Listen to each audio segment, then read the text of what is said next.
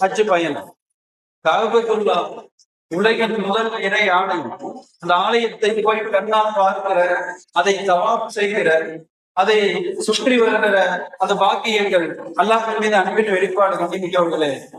நபி ஸல்லல்லாஹு அலைஹி வஸல்லம் அவர்கள் வாழ்ந்த, அவர்கள் சுற்றி திரிந்த, பெருமானாரின் புனித காலடிகள் தடம் பதிந்திருக்கிற அந்த மதீனத்து புனித பூமி. இப்ப நபிகள் நாயகம் கோயில் போட்டுகிற ரவுலா ஷரீப், அவர்கள் புனித கபுஸ்தான் என்று எல்லாவற்றையும் அன்பு கொண்டிருக்கிற அல்லாஹ்வின் மீதும் தூதர் மீதும் ஒரு முஸ்லிம் அன்பின் வெளிப்பாடாக அவர் கிளம்புகிற பயணம் அத்துடைய பயணம்.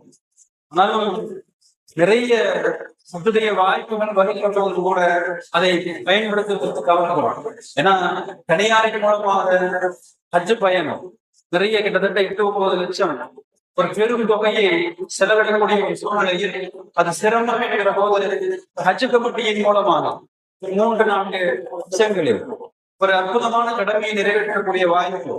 இப்ப எப்பொழுது அந்த காலச்சூழல் அதற்குரிய அந்த விண்ணப்பங்கள் வழங்கப்படுகிற, விண்ணப்பங்கள் வரவேற்கப்படுகிற, அது போன்ற ஒரு அவகாசம் தரப்பட்டிருக்கிற சூழலில் நம்மில் தகுதியுள்ளவர்கள் பயன்படுத்திக் கொள்வதற்கு கடமைப்பட்டிருக்கிறோம்.